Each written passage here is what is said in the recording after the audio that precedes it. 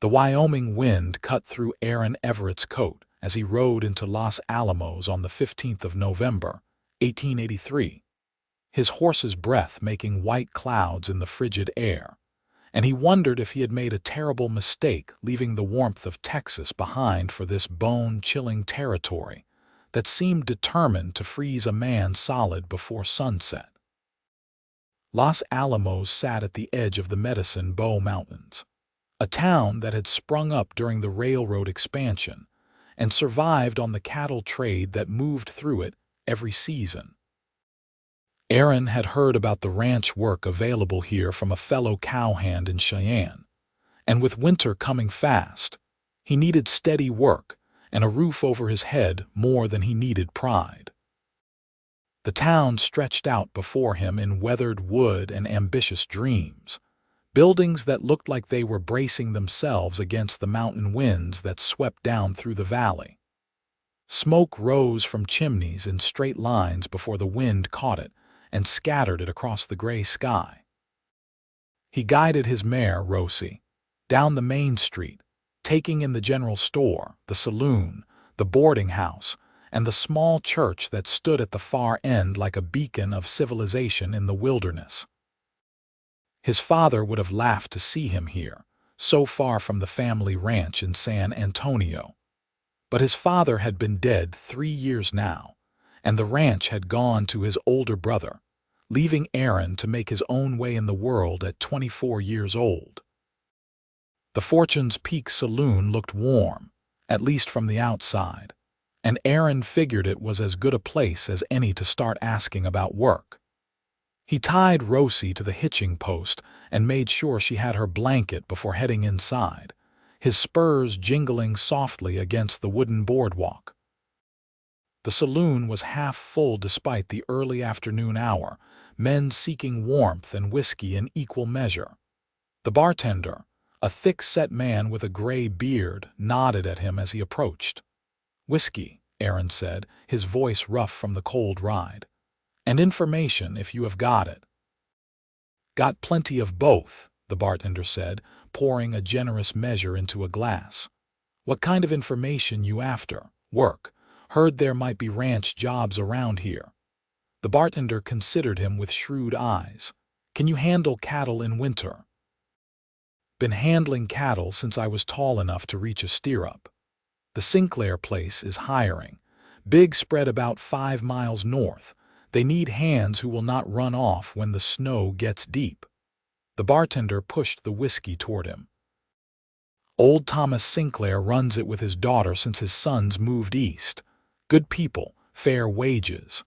Aaron downed the whiskey, feeling it burn pleasantly down his throat and into his chest. "His daughter run cattle, better than most men." The bartender's tone held respect.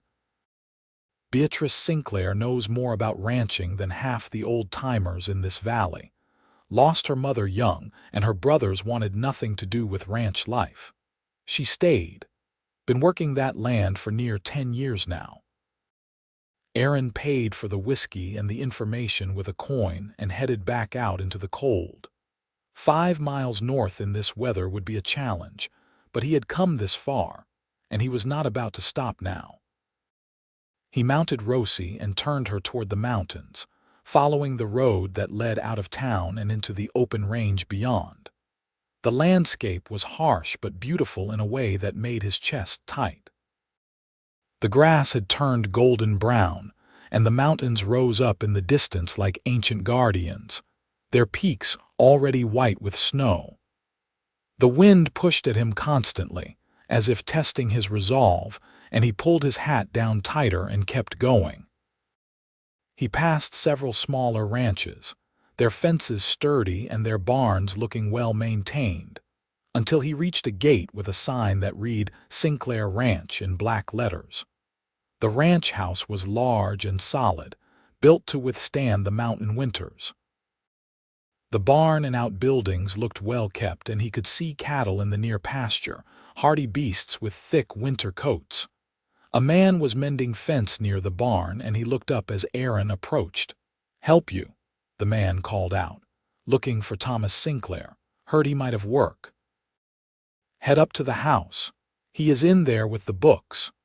The man gestured with his hammer toward the main building. Aaron dismounted and walked Rosie to the house, tying her loosely to the porch rail. He knocked on the heavy wooden door and waited, hearing footsteps inside. The door opened to reveal a man in his 60s with silver hair and a weathered face that spoke of decades under the sun and wind. "Thomas Sinclair?" Aaron asked. "That is me. Name is Aaron Everett. Bartender in town said you might be hiring for winter work." Thomas studied him with eyes that missed nothing. "You have experience?" "Raised on a cattle ranch in Texas. Been working ranches since I left home 5 years ago." "Why did you leave Texas?" Aaron met his gaze steadily. "Ranch went to my older brother. No hard feelings, but I wanted to make my own way." Thomas nodded slowly, seeming to appreciate the honesty. "Winter here is not like Texas winter. Gets cold enough to freeze your breath in your lungs. Snow can trap you for days. You ready for that?" "Rather be trapped in a warm bunkhouse than wandering looking for work." A smile tugged at the corner of Thomas's mouth. "Fair enough. Come in and we will talk wages and work." Aaron followed him into a house that was warm and smelled of coffee and bread. The interior was neat but clearly a working ranch house, with practical furniture and none of the fancy touches his mother had loved. They passed through a sitting room and into what looked like an office, with a large desk covered in ledgers and papers. "Sit," Thomas said, gesturing to a chair.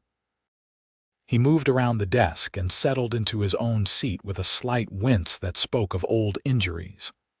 "I can offer you $40 a month, plus room and board in the bunkhouse. You will work with the other hands maintaining the herd, repairing fences and buildings, and whatever else needs doing. When the snow comes heavy, there is not much to do except keep the animals fed and the buildings standing, but when it breaks, we work sunup to sundown." "Sounds fair." "One more thing," Thomas said, his expression becoming more serious. "My daughter Beatrice runs the day-to-day operations of this ranch. What she says goes, same as if I said it. Some men have trouble taking orders from a woman. That going to be a problem for you?" Aaron thought about it honestly for a moment. "My mother ran our household accounts and half the ranch business when my father was alive. Never seemed strange to me that a woman could know what she was about." Thomas's expression warmed considerably. "Then we will get along fine. You can start tomorrow. Head to the bunkhouse and tell the boys I hired you. Cookie will get you fed and you can settle in tonight." They shook hands, and Thomas gave him directions to the bunkhouse, which sat behind the main barn. Aaron collected Rosie and led her around the property, taking in the layout as he went. The ranch was impressive, clearly the result of years of hard work and good management. He found the bunkhouse easily enough, a long, low building with smoke coming from its chimney. Inside, the bunkhouse was warm and smelled of wood smoke and cooking food. Several bunks lined the walls, and a pot-bellied stove sat in the center of the room, radiating heat. 3 men sat at a rough wooden table, playing cards, and they looked up as he entered. "New hire," Aaron said. "Thomas Sinclair just took me on." The oldest of the 3 men, who had a thick brown beard streaked with gray, stood and extended his hand. "Welcome. Name is Bill Thornton. This here is Jack Morrison and young Pete Wheeler." Aaron shook hands with each of them. Jack was around his own age with red hair and a quick smile. Pete could not have been more than 19, with a baby face and eager eyes. "You can take that bunk there," Bill said, pointing to an empty bed near the stove. "Cookie is making dinner now. Should be ready in about an hour." Aaron thanked him and took his saddlebags to the bunk, stowing his gear and taking off his heavy coat. The warmth of the bunkhouse was a blessing after the long, cold ride, and he found himself relaxing for the first time in days. "Where are you from?" Jack asked, dealing cards for another hand. Texas originally. Been working my way north the last couple of years. You picked a hell of a time to come to Wyoming, Pete said with a grin. Going to snow any day now, so I have been told. You met Miss Beatrice yet? Jack asked, and there was something in his tone that made Aaron curious. Not yet. Tomorrow, I expect. She is something, Bill said with a chuckle. Can outride and outrope most men I know. Her father taught her everything, and she took to it like a duck to water. She pretty?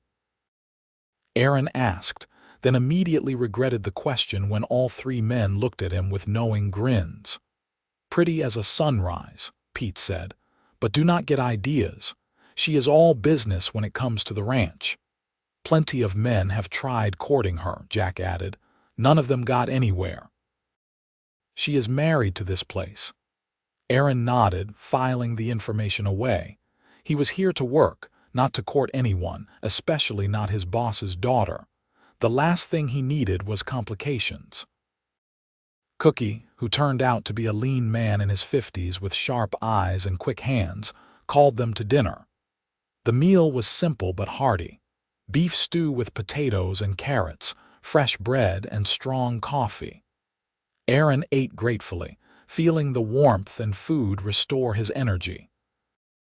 The conversation around the table was easy, the men asking him questions about Texas and sharing stories about Wyoming and the ranch. After dinner, he stepped outside to check on Rosie, making sure she was settled in the barn with feed and water.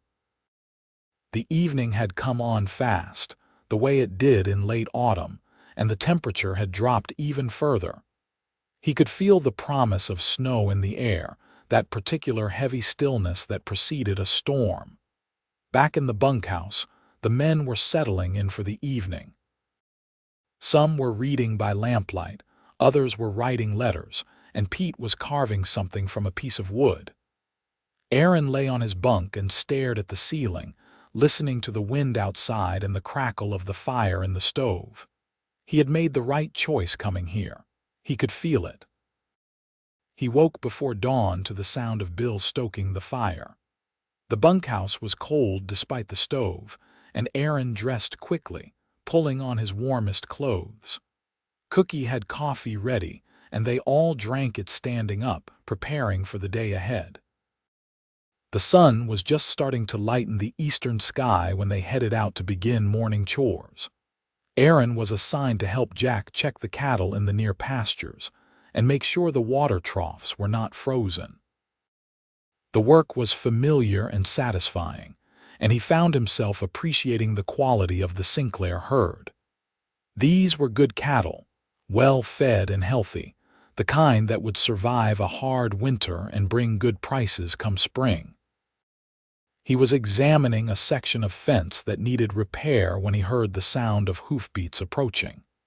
He turned to see a rider coming up fast, someone clearly comfortable in the saddle. As the rider drew closer, he realized it was a woman, and he knew without being told that this was Beatrice Sinclair. She pulled her horse to a stop near him, and he got his first good look at her. The men had been right about her being pretty, but that word did not quite capture what he saw. She had dark hair pulled back in a practical braid, brown eyes that were sharp and assessing, and features that were strong rather than delicate. She sat her horse like she had been born in the saddle, and there was a confidence in the set of her shoulders that spoke of someone who knew exactly who she was and what she was capable of. "You must be the new hire," she said. Her voice was clear and direct, no nonsense in it. "Aaron Everett, madam. Jack showing you around." "Yes, madam. We have been checking the cattle and the fences." She nodded, her eyes moving past him to scan the pasture and the fence line. "That section there needs replacing before the snow comes. You know how to string barbed wire." "Yes, madam." "Good. You and Jack handle that today. We have maybe a week before the first real snow, and I want everything as tight as possible before then." She looked back at him, and he felt the weight of her assessment. "My father says you are from Texas." "That is right." "You ever worked cattle in deep snow?" "No, madam, but I learn quick." "You will have to." She gathered her reins, preparing to ride on. "Welcome to the Sinclair Ranch, Mr. Everett. Work hard, follow instructions, and we will get along fine." "Yes, madam." She nodded once and rode off toward the far pasture, her horse moving smoothly beneath her. Aaron watched her go, impressed despite himself. There was something about her that commanded respect, an air of competence that had nothing to do with her being a woman or a man and everything to do with her being damn good at what she did. "Told you," Jack said, coming up beside him with a grin. "She is something." "That she is," Aaron agreed. They spent the rest of the day working on the fence, replacing the damaged section with new posts and wire. The work was cold and hard on the hands, but satisfying in the way physical labor could be. As they worked, Jack told him more about the ranch and the Sinclair family. Old Thomas had 3 children, Jack explained as they stretched wire between posts. 2 boys and Beatrice. The boys they never took to ranching, wanted city life, fancy clothes, and easy work. They moved to Chicago about 8 years ago. Beatrice, though, she loved this place from the time she could walk. Her mother died when she was 12, and after that she just threw herself into learning everything her father could teach her. "What about courting?" Pete said. "Men have tried." "Oh, plenty have tried." There was a banker's son from town, a cattle buyer from Cheyenne. Even the sheriff tried his luck. She turns them all down flat, says she does not have time for romance when there is a ranch to run. Jack hammered in a staple to secure the wire. "I think maybe she is just waiting for the right man, someone who understands this life and would not ask her to give it up." Aaron nodded, focusing on the work. It was not his business, and he was not here to join the line of rejected suitors. He was here to work, save his money, and maybe eventually start his own small spread somewhere. That was the plan, and he intended to stick to it. The days settled into a rhythm. Aaron proved himself capable and hardworking, earning the respect of the other hands and the approval of Thomas Sinclair. He saw Beatrice most days, usually from a distance as she moved around the ranch checking on various projects and problems. She was always busy, always focused, and he found himself admiring her dedication even as he kept his distance. The snow came on the 20th of November. Aaron woke to a world transformed, everything covered in a blanket of white that reflected the early morning light in a way that hurt his eyes. The wind had died down overnight, leaving the snow smooth and unmarked except for the tracks of animals who had ventured out before dawn. "Here we go," Bill said, looking out the bunkhouse window. "Winter has arrived." They bundled up in their warmest gear and headed out to feed the cattle and break ice on the water troughs. The work was harder in the snow, everything taking twice as long, but there was also something beautiful about the way the ranch looked in its white blanket. The mountains were barely visible through the falling snow, ghostly presences in the distance. Aaron was carrying hay to the cattle when he saw Beatrice emerge from the main house. She stood on the porch for a moment, looking out at the snow-covered ranch, and then she stepped down into the yard. She was not dressed for work, he noticed. She wore a deep blue dress instead of her usual riding clothes, and her hair was down, falling past her shoulders in dark waves. He watched, curious, as she walked out into the open yard between the house and the barn. Then, to his complete surprise, she began to turn in slow circles, her face lifted to the sky, her arms outstretched. She was dancing, he realized, dancing in the first snowfall like a child with no one watching, or so she thought. There was something so unexpectedly joyful in the sight that it stopped him in his tracks.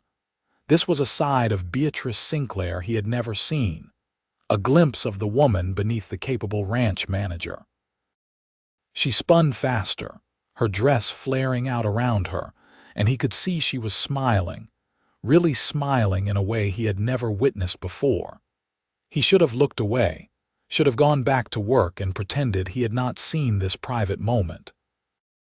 But instead, he found himself walking toward her, drawn by something he could not name.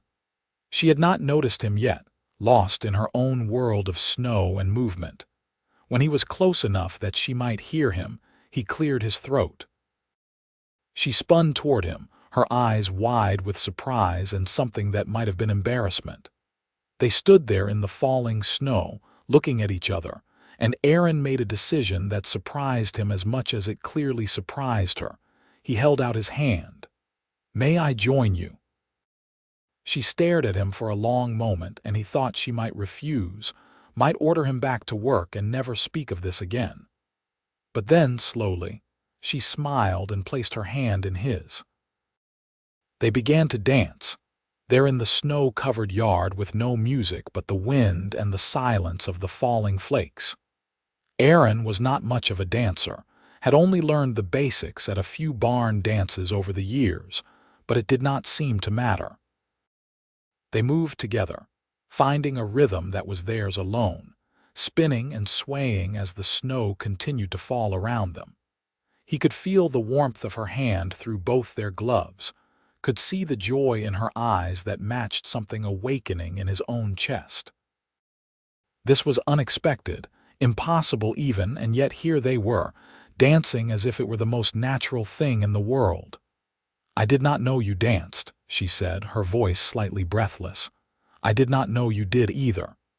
"Every year," she said, "the first real snow I always come out and dance. My mother taught me when I was small. She said snow was a gift and we should greet it with joy. That is beautiful. I have not danced with anyone since she died."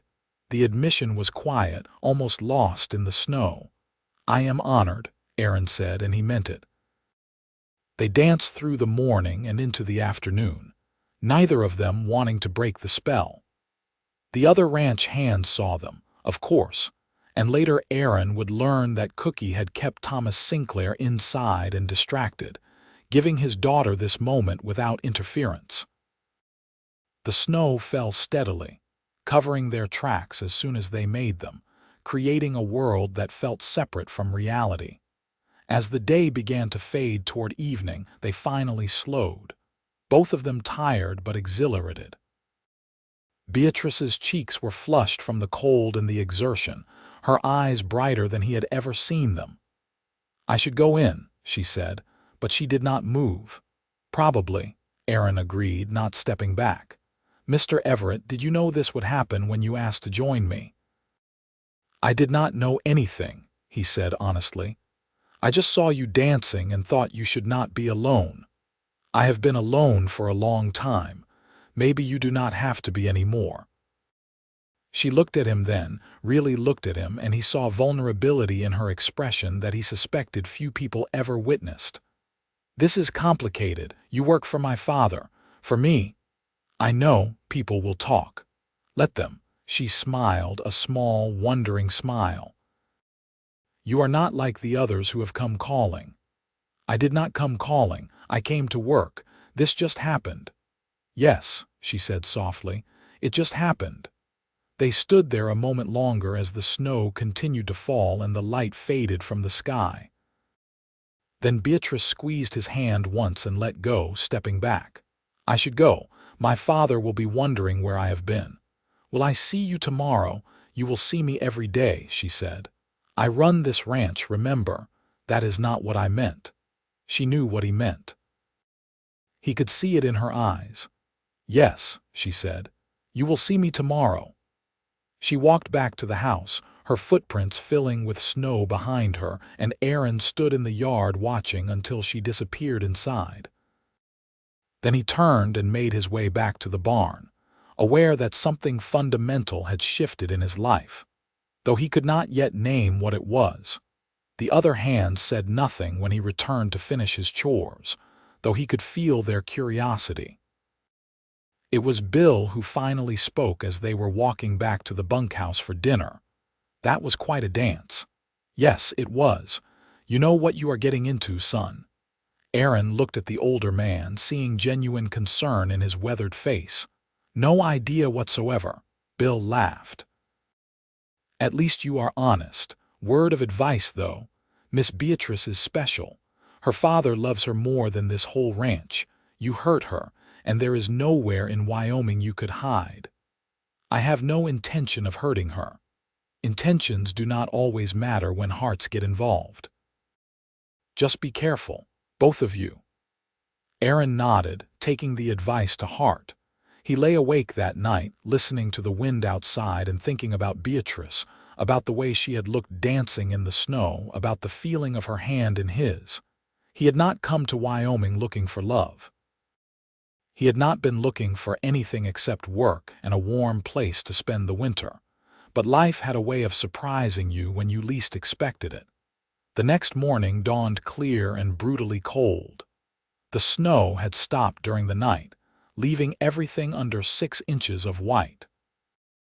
Aaron dressed quickly and headed out to help with the morning chores, wondering when and how he would see Beatrice. He did not have to wonder long. She appeared just after breakfast, dressed in her work clothes and looking every bit the ranch manager she was. "Mr. Everett," she said formally, and he understood. Out here with the other men around, they would maintain proper boundaries.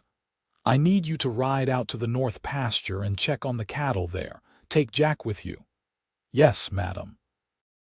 But as she turned to go, she glanced back at him, and her eyes held a warmth that told him yesterday had been real, that it meant something. He nodded slightly, and she smiled before walking away. The work kept him busy through most of the day, and when he returned to the barn to put away his tack, he found a note tucked into his saddle bag. It was written in a neat, careful hand. "After dinner, walk toward the creek. I will find you." He kept the note in his pocket through the evening meal, aware of it like a secret warmth against his chest. After they had finished eating and the other men had settled in for the evening, he pulled on his coat and slipped outside, telling anyone who cared that he needed some air. The creek was about a quarter-mile from the bunkhouse, a small stream that wound through the property. In summer it probably burbled pleasantly over rocks, but now it was mostly frozen, with only a small channel of water still moving in the center. He walked along its bank, his breath forming clouds in the frigid air, and waited. She appeared like a ghost in the darkness, wrapped in a heavy cloak with the hood up. She pushed the hood back as she approached, and even in the moonlight he could see she was smiling. "This is probably foolish," she said by way of greeting. "Probably," he agreed. "I could not stop thinking about yesterday, neither could I." She moved closer and they stood by the frozen creek, looking at each other. "I need you to understand something, Aaron. May I call you Aaron?" "Please. This ranch is everything to me. It is my mother's legacy, my father's life work, and my own future. I have turned down every man who has come courting because none of them understood that. They wanted me to give it up, to be a proper wife and stay in the house while they ran things. I cannot do that. I will not. I would never ask you to. You say that now. I say it always. Beatrice, I saw you yesterday dancing in the snow, and I saw who you really are beneath the manager and the boss's daughter. I also see you every day running this ranch, and I know you are damn good at it. Why would I want to change any of that?" She was quiet for a long moment, studying his face in the moonlight. "What do you want, Aaron? From life, I mean. What are your plans?" "I came here to work through the winter, save money, and maybe find a piece of land to call my own eventually. I have been drifting since I left Texas, never quite finding a place that felt right, until now. Until now, this place, this valley, it feels right. And you, if I am being honest. You feel right." She reached out and took his hand, and even through their gloves he felt the connection. "This is happening fast. Does it need to be slow? I do not know. I have never done this before, the courting, the romance, any of it. I have been too busy working." "Then we will figure it out together. She smiled, and he saw relief in her expression. "I would like that, but we have to be careful. My father, he is protective. And the other ranchers in this valley, they already think I am strange for running this place. If they think I am being careless or that you are taking advantage, it could cause problems. So we keep it quiet for now, get to know each other properly, and when the time is right, we will tell your father and anyone else who needs to know. You make it sound simple. Maybe it is." She laughed softly. "You are either very wise or very naive, Aaron Everett. Probably a bit of both." They stood by the creek for another hour, talking in low voices about everything and nothing. She told him about growing up on the ranch, about her mother who had loved music and dancing, about her brothers who had never understood why she preferred horses and cattle to city life. He told her about Texas, about his family and the ranch he had left behind, about the loneliness of drifting from place to place with no real home. When they finally parted, it was with reluctance and the promise to meet again the next evening. Aaron walked back to the bunkhouse feeling lighter than he had in years, as if he had been carrying a weight he had not known about until it lifted. The pattern established itself over the following weeks. During the day, they were proper and professional. Beatrice gave orders and Aaron followed them along with the other hands. But in the evenings, they met by the creek or in the barn or wherever they could find privacy, and they talked. They learned each other's stories, their hopes and fears and dreams. And slowly, carefully, they fell in love. It was not a wild, reckless falling. It was a steady, building thing, based on respect and understanding and genuine affection. Aaron found himself looking forward to their evening meetings with an intensity that surprised him. He loved hearing her talk about the ranch, about her plans for improving the herd and expanding their grazing land. He loved the way her eyes lit up when she discussed her work, the passion and knowledge evident in every word. And Beatrice found herself opening up in ways she never had before. With Aaron, she did not have to be strong all the time, did not have to prove herself. He saw her competence and admired it, but he also saw her vulnerability and protected it. She told him things she had never told anyone, about her loneliness, about the pressure of being a woman in a man's world, about her fear that she would never find someone who understood her life. "You have me now," he said one evening as they sat in the hayloft of the barn, hidden from view and wrapped in blankets against the cold. "For as long as you want me." "What if I want you forever?" The question was soft, almost scared. "Then forever it is." She leaned against him, and he wrapped his arm around her shoulders. They sat like that for a long time, watching the snow fall through the open loft door, content in a silence that needed no words. It was Thomas Sinclair who finally brought things to a head. Aaron had been at the ranch for 6 weeks, and December was settling in with serious cold and regular snow. He was in the barn checking on Rosie when Thomas appeared, his expression serious but not angry. "Mr. Everett, got a minute?" "Of course, sir." Thomas leaned against the stall door, his eyes shrewd. "You are a good worker.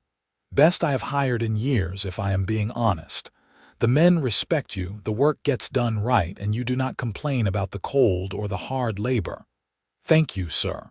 I appreciate the opportunity." "That is not all I want to talk about." Thomas crossed his arms, his gaze direct. "I am not blind, son. I have seen the way you look at my daughter, and I have seen the way she looks at you." Aaron's stomach tightened, but he met Thomas's eyes steadily. "Sir, let me finish. Beatrice is my only daughter. She is stubborn, brilliant, and more capable than most men I know. She is also lonely, though she would never admit it. Every man who has come courting wanted to change her, wanted her to fit into their idea of what a woman should be. So she sent them all packing, and I supported her every time. I have no desire to change her. I know, I have been watching. You respect her and you respect her work. That matters to me." Thomas paused, seeming to choose his words carefully. "What are your intentions toward my daughter?" The question was direct, old-fashioned, and entirely fair. Aaron took a breath. "I love her, sir. I did not come here expecting to, and I know the timing is strange and the situation complicated, but I love her. And if she will have me, I want to marry her and spend the rest of my life helping her run this ranch." Thomas was quiet for a long moment. "She knows how you feel." "Yes, sir. And she feels the same. You would have to ask her, but I believe so." A smile tugged at the corner of Thomas's mouth. "She told me last night, said she had met someone who understood her in this life. Said she thought she might want to marry him. I figured it was you." Relief flooded through Aaron. "You are not angry, son, I am relieved. I have been worried about what would happen to this place when I am gone. Beatrice can run it, no question, but it is a lot for one person. Having a partner she trusts, someone who knows cattle and is not afraid of hard work, that is better than I could have hoped for." Thomas extended his hand. "You have my blessing, both of you do." Aaron shook his hand, feeling the weight and warmth of it. "Thank you, sir. I will do right by her, I promise." "See that you do. Now you better go talk to her proper. She is up at the house, pretending to work on the books and probably driving herself mad wondering what I am saying to you." Aaron found Beatrice in the office, just as her father had said. She looked up when he entered, her expression anxious. "Well, he knows. And he gave us his blessing." The relief that crossed her face was profound. She stood and crossed to him, and he pulled her into his arms, holding her close. "I was terrified," she admitted against his chest. "Not that he would forbid it exactly, but that it would cause problems between us. He seems happy about it." "He worries about me being alone." She pulled back to look up at him. "Aaron, are you sure about this? About me and this life? The winters are brutal, the work never ends, and I will always be involved in running this place. I am sure. I want this, all of it. The ranch, the work, the brutal winters. And most of all, I want you." She smiled, that rare, full smile that transformed her face. "Then I suppose we should get married." "Is that a proposal?" "I suppose it is. I am not very good at this romance business." He laughed and cupped her face in his hands. "You are perfect, and yes, I will marry you." Their first kiss was tentative and sweet, a sealing of promises made and a beginning of something new. When they finally broke apart, both of them were smiling. "When?" she asked. "Should we wait until spring?" "Why wait? We know what we want. The middle of winter is not exactly ideal for a wedding." "I do not care about ideal. I care about marrying you." In the end, they compromised. They would marry after Christmas, giving them time to make basic arrangements and allowing the winter weather to hopefully cooperate long enough for a small ceremony. The news spread through the ranch hands quickly, and to Aaron's relief, the response was universally positive. Bill clapped him on the back and told him he was a lucky man. Jack grinned and said he had known it from the day they danced in the snow. Even Pete, young and romantic, seemed thrilled by the whole thing. The wedding took place on January 5, 1884, in the small church in Los Alamos. The weather cooperated with a rare clear, still day, cold but beautiful. Beatrice wore her mother's wedding dress, which Thomas had kept carefully stored, and she carried winter greenery instead of flowers. Aaron wore his best clothes, which were not fancy but were clean and pressed, and he felt like the luckiest man alive when he saw her walking down the aisle toward him. The ceremony was simple and heartfelt. The minister spoke about partnership and respect, about building a life together through hard work and faith. When it came time for vows, Aaron looked into Beatrice's eyes and spoke from his heart. "I promise to stand beside you, not in front of you or behind you, but beside you as an equal partner in this life we are building. I promise to respect your strength and shelter your vulnerability. I promise to love you in the dance and in the work, in the snow and in the sun, for all the days I am given." Beatrice's eyes were bright with tears as she responded. "I promise to let you in, to trust you with my heart and my dreams. I promise to value your strength and honor your gentleness. I promise to build this life with you, to face whatever comes together, for all the days we have." When the minister pronounced them husband and wife, the small gathering erupted in cheers. Thomas was crying openly, making no attempt to hide his joy. The ranch hands were grinning like fools, and Cookie had brought a cake that was slightly lopsided but delicious. The celebration continued back at the ranch, where Thomas had insisted on hosting a dinner for everyone. The bunkhouse was transformed with lanterns and decorations that Pete had made, and Cookie had outdone himself with a feast that included roast beef, potatoes, fresh bread, and apple pie. Someone produced a fiddle, and despite the cold, they cleared space in the barn for dancing. Aaron danced with his bride, remembering that first dance in the snow that had started everything. She was smiling, radiant in a way he had never seen before, and he realized that this was what happiness looked like on Beatrice Sinclair, on Beatrice Everett now. Happy? He asked as they spun slowly in the lamplight. "More than I ever thought possible." "Good. That is how you should feel every day." "That is a tall order, Aaron Everett. I am up for the challenge." They danced until late, celebrating with the people who had become their family. Thomas gave a toast that had everyone laughing and crying at the same time, talking about his daughter's stubborn streak and her brilliant mind, about how he had worried she would never find someone worthy of her, and about how glad he was to be proven wrong. When the celebration finally wound down, Aaron and Beatrice walked back to the main house, which would now be their home. Thomas had moved his things to the smaller bedroom, insisting that the master bedroom belonged to them now. It felt strange and wonderful all at once, this new life they were stepping into. Their wedding night was tender and nervous and perfect. They took their time learning each other, the physical intimacy a natural extension of the emotional connection they had built. Afterwards, they lay together in the big bed, watching the moonlight on the snow through the window. "I never thought I would have this," Beatrice said softly. "A husband, a partner, someone to share everything with. You have it now. You have me. And you have me. All of me, the good and the difficult. That is all I want." They fell asleep wrapped around each other, warm and safe against the winter cold outside. The months that followed were an adjustment. They learned to live together, to navigate the balance between being partners in marriage and partners in work. It was not always smooth. Beatrice was used to making all the decisions, and Aaron was used to being just another ranch hand. They had disagreements about how to handle certain situations, about who should do what and when, but they had promised to face things together, and they kept that promise.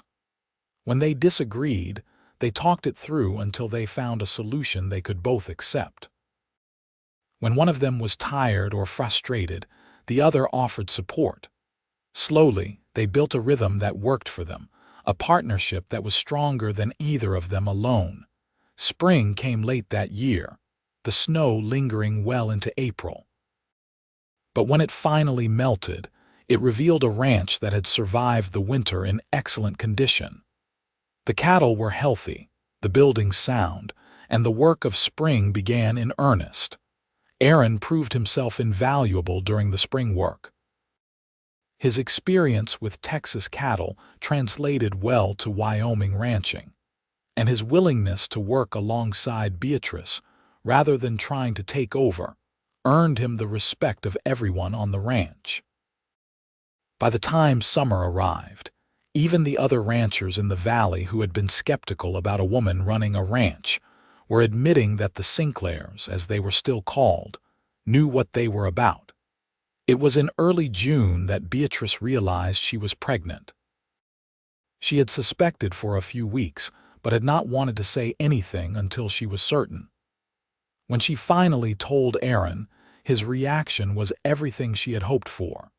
He swept her up in his arms, spinning her around despite her laughing protests, his face alight with joy. "We are going to be parents," he said, wonder in his voice. "We are.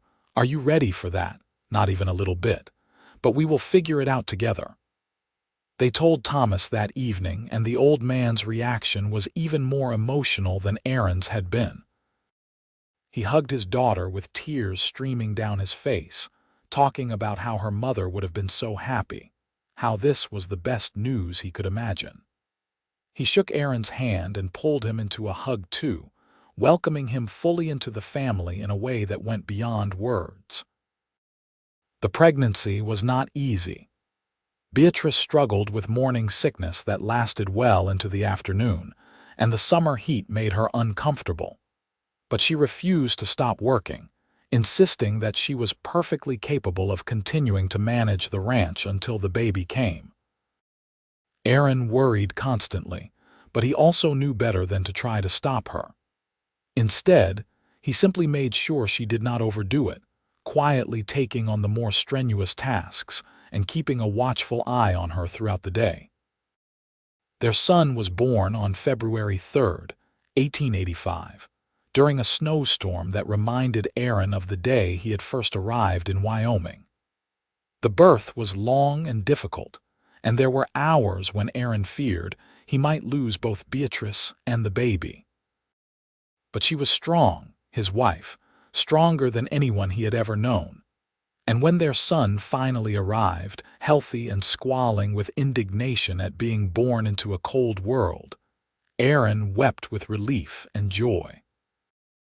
They named him Thomas Aaron Everett, after both his grandfathers, though they called him Tommy from the start. Thomas Sr. was completely besotted with his grandson, spending every spare moment holding him and telling him stories about the ranch and the land that would one day be part of his heritage. Watching Beatrice with their son, Aaron fell in love with her all over again. She was a natural mother, patient and loving while still being practical and firm. She managed to balance caring for Tommy with running the ranch, though Aaron took on more of the daily operations to give her time with the baby. Life settled into a new rhythm, one that included late-night feedings and the sound of a baby's laughter mixing with the usual ranch noises. Tommy was a happy child, content to be carried around the ranch in a sling on his mother's back or to sit in a basket watching the men work. He was raised with the sounds of cattle and horses, the smell of hay and leather, and the sight of the mountains rising up in the distance. When Tommy was 2 years old, Beatrice became pregnant again. This time the pregnancy was easier, and their daughter was born on a beautiful autumn day in October 1887. They named her Margaret Rose after Aaron's mother, but she quickly became Maggie to everyone who knew her. Maggie was different from Tommy from the start. Where he was calm and observant, she was active and vocal. She demanded attention and got it, winning over even the most gruff ranch hand with her bright eyes and ready smile. Thomas doted on her shamelessly, declaring that she reminded him of Beatrice at that age. The ranch continued to prosper. Aaron and Beatrice worked together seamlessly now, having learned each other's rhythms and strengths. They expanded their herd, bought additional grazing land, and built a reputation for quality cattle and fair dealing. Other ranchers came to respect them, and several even sought out Aaron's advice on various matters. Thomas lived to see his grandchildren grow. He was there for Tommy's 5th birthday and for Maggie's 2nd. He taught Tommy to ride and showed him how to read the signs of weather in the sky. He held Maggie on his lap and told her stories about her grandmother and the old days when the valley was wild and untamed. He died peacefully in his sleep in the winter of 1888, and they buried him on a hill overlooking the ranch he had built. The funeral was well attended, ranchers and townspeople coming from all over the valley to pay their respects to a man who had been a pillar of the community. Aaron gave the eulogy, talking about Thomas's integrity, his love for his daughter and his land, and the legacy he left behind. "He taught me what it means to be a man," Aaron said, looking out at the assembled crowd. "Not through lectures or rules, but through his example. He showed me that strength is not about dominance, but about dedication. He showed me that family is the foundation on which everything else is built. And he showed me that loving someone means respecting who they are and supporting their dreams. I will be grateful to him for the rest of my life, not just for giving me his blessing to marry his daughter, but for showing me how to be worthy of that blessing." Beatrice stood beside him, holding Tommy's hand while Maggie slept in her arms. Tears streamed down her face, but her shoulders were straight and her chin was up.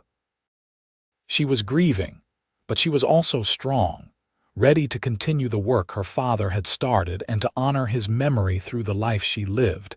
In the months and years that followed, Aaron and Beatrice grew the ranch further.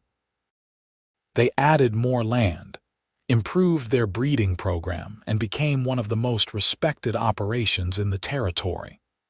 But more important than the business success was the life they built together and the family they raised.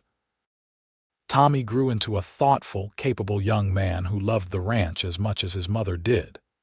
He learned everything Aaron and Beatrice could teach him, and by the time he was 15, he was doing the work of a full ranch hand. He had his grandfather's eyes and his mother's determination, and Aaron knew the ranch would be in good hands when it passed to the next generation. Maggie was different.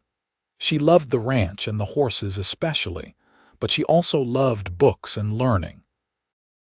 When she was 10, Beatrice and Aaron made the difficult decision to send her to school in Cheyenne, where she could get an education they could not provide on the ranch. She came home during summers and holidays, and those times were filled with her stories about what she was learning and her excitement about the wider world. There were more children, too. Another son, named John after Aaron's grandfather, came when Maggie was 4. And then, surprisingly, twin girls arrived when Beatrice was 38, nearly killing Aaron with worry during the pregnancy and birth. But Beatrice survived, and the twins, Sarah and Elizabeth, were healthy and perfect. The ranch house, which had once seemed so large and empty, was now filled with children's laughter and the chaos of a large family. Through it all, through the hard work and the sleepless nights, through the challenges of raising children and running a ranch, Aaron and Beatrice remained partners. They still stole moments alone when they could, walking to the creek where they had first courted or sitting on the porch after the children were in bed, talking about everything and nothing. On their 20th wedding anniversary, Aaron took Beatrice out to the yard where they had first danced.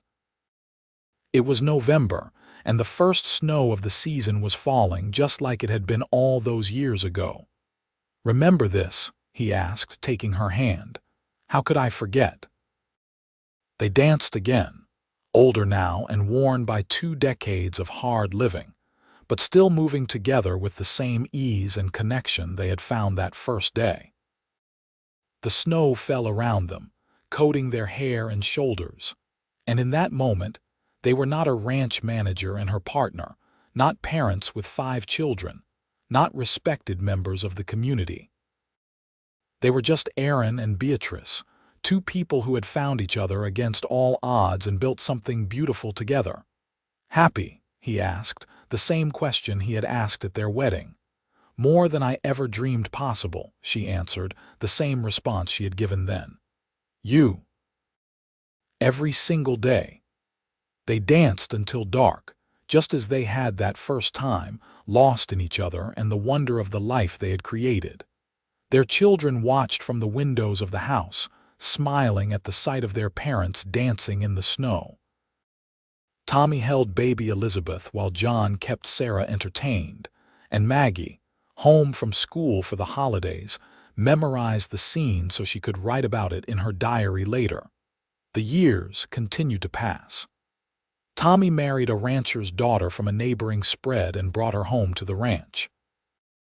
They built a house on the western edge of the property and started their own family, giving Aaron and Beatrice grandchildren who ran wild through the same fields where they had worked for so many years.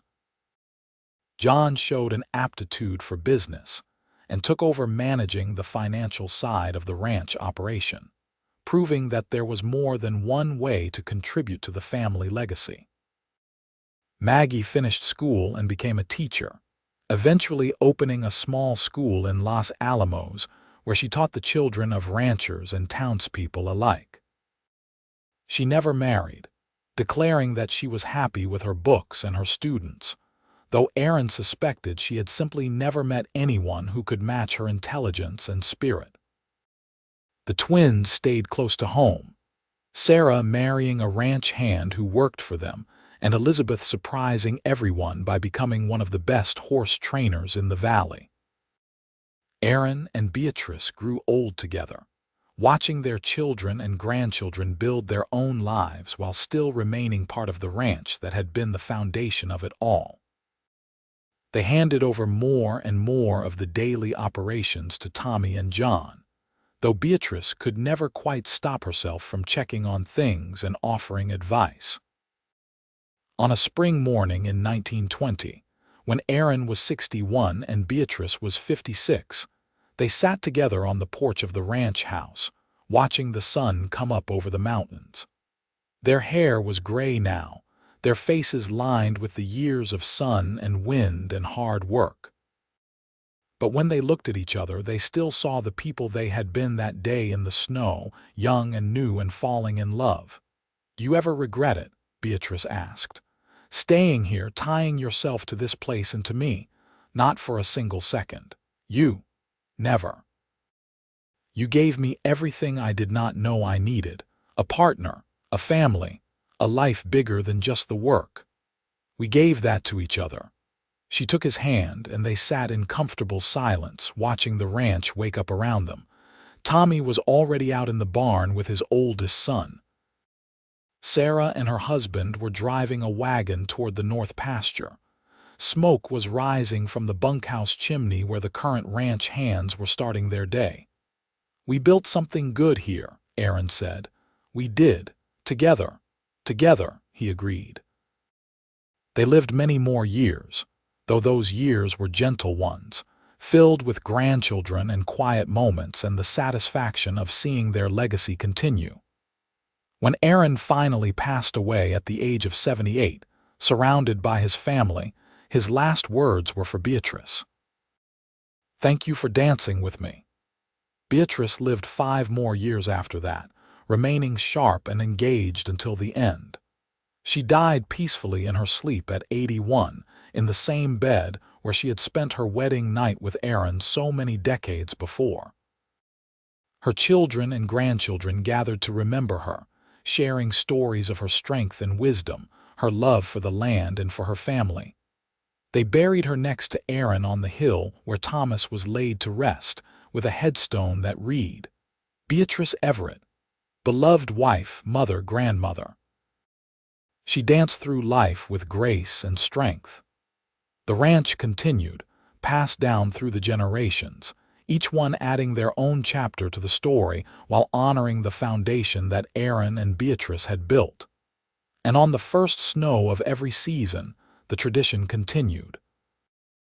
The family would gather in the yard, and someone would begin to dance, remembering the day a cowboy saw a woman twirling in the snow and decided to join her, creating a love story that would echo through generations. Because that was what they had built in the end, more than a successful ranch or a respected family name. They had built a love story, one that started with a dance in the snow and grew into something vast and enduring, a testament to the power of finding the right person at the right moment and having the courage to reach out and take their hand. It was a story told and retold around dinner tables and in quiet moments, a story that reminded everyone who heard it that love could be found in the most unexpected places, and that when you found it, you should hold on tight and dance through life together, come what may. The snow still fell on Los Alamos every winter, blanketing the valley in white and bringing a hush to the land. And sometimes, if you were there at just the right moment, you could almost see two figures dancing in the yard of the Everett ranch, spinning and laughing as the snow fell around them, lost in a moment that had become eternal. The story of Aaron and Beatrice was not just history. It was a promise that love could endure, that partnerships built on respect and trust could weather any storm, and that sometimes the best things in life happened when you were brave enough to step into the snow and ask someone to dance.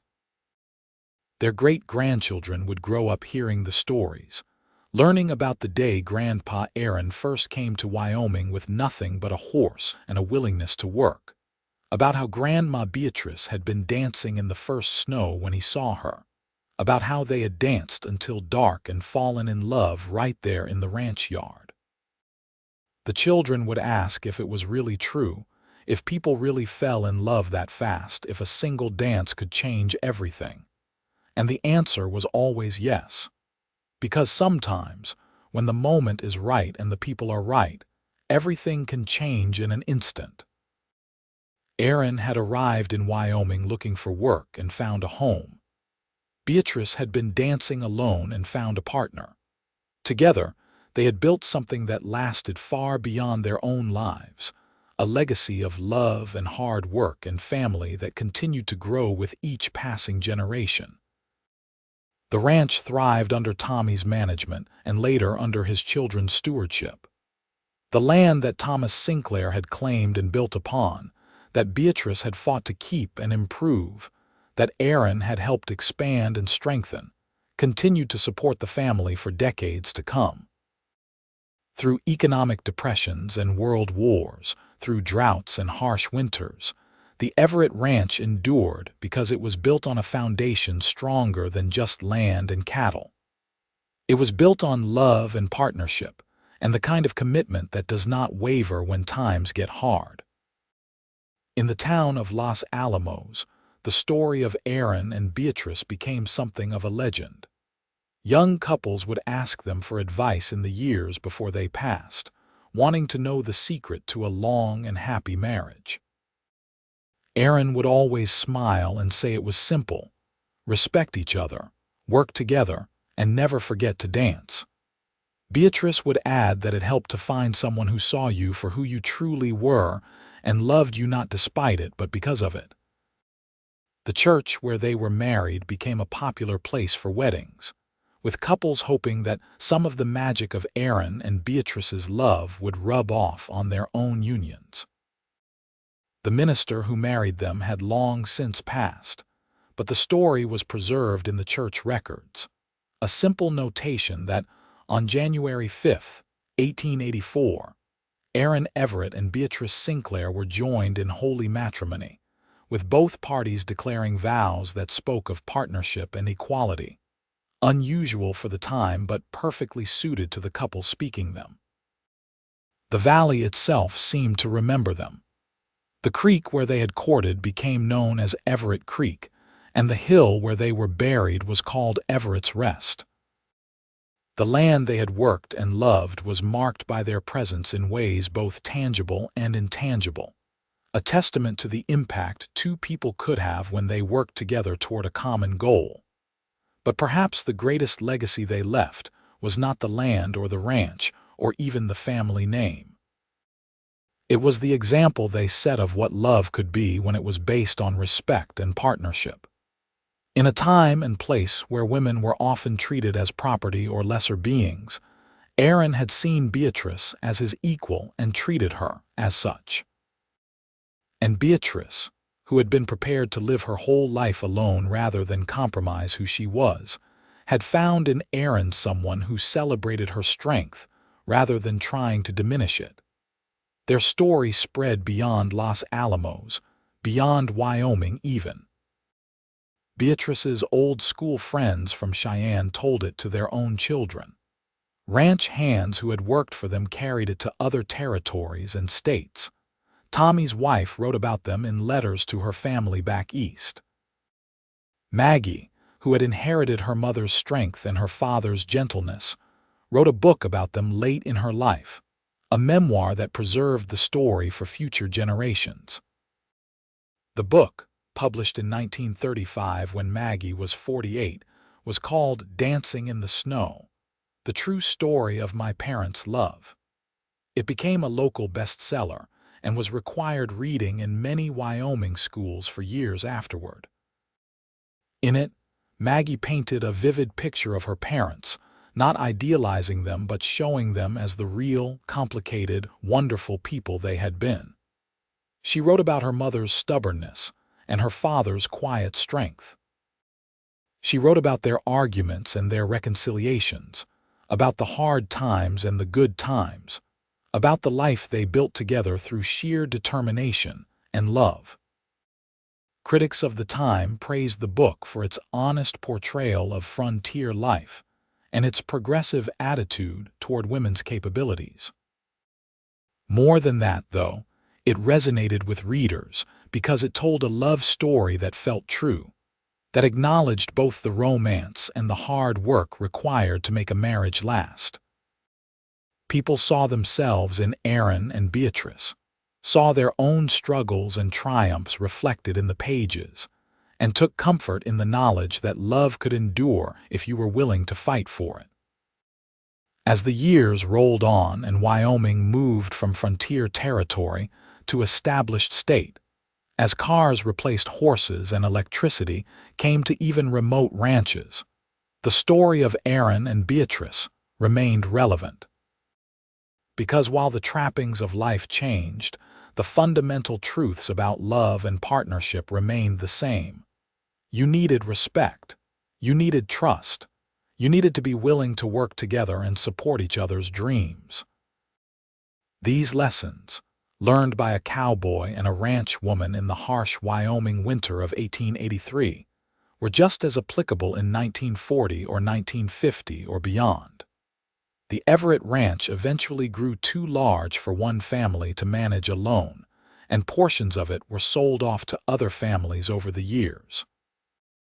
But the heart of it, the original land that Thomas Sinclair had claimed, remained in the family. The house where Aaron and Beatrice had raised their children stood strong, renovated and modernized but still essentially the same building. The barn where they had danced at their wedding reception was eventually replaced, but the new barn was built on the same foundation. The hill where they were buried became a small family cemetery, with their children, and eventually some of their grandchildren laid to rest there as well. On the centennial of their wedding, in 1984, the family held a celebration at the ranch. Descendants came from all over the country, some of whom had never even been to Wyoming before. They gathered in the yard where Aaron and Beatrice had first danced, and as the sun set, they recreated that first dance. Couples of all ages took to the makeshift dance floor, moving to fiddle music just as Aaron and Beatrice had, honoring the legacy of love that had brought them all into being. It was January, and though it was not snowing that particular evening, the ground was covered in white from a storm the day before. The oldest living descendant, Tommy and his wife's daughter Grace, who was 73 years old, stood up and told the gathered family about meeting her grandparents, about the love that had been evident every time they looked at each other, even in their old age. "They taught us that love is not just a feeling," Grace said, her voice carrying in the cold air. "It is a choice you make every day, a choice to respect your partner, to work with them, to support them. They showed us that you could be strong and still be gentle, that you could disagree and still be united, that you could work hard and still find time to dance." That is their legacy to us, not just this land or this ranch, but the example of how to love someone fully and well. The celebration lasted late into the evening, with stories and laughter and tears as people remembered ancestors they had known and learned about ones they had not. Children played in the snow, just as their parents and grandparents had before them. And when the party finally ended and people made their way to hotels in town or spare bedrooms in the house, there was a sense of connection that transcended generations, a feeling that they were all part of something larger than themselves. The story of Aaron and Beatrice was not just about them anymore.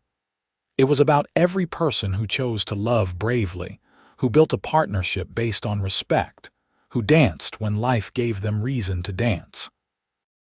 It was about the power of a single moment, a single choice to step out into the snow and ask someone to join you, to change the course of not just your own life but generations to come. And so the story lives on, told and retold, adapted and embellished, but always true in the ways that matter. It lives in the land they worked, in the family they created, in the example they set.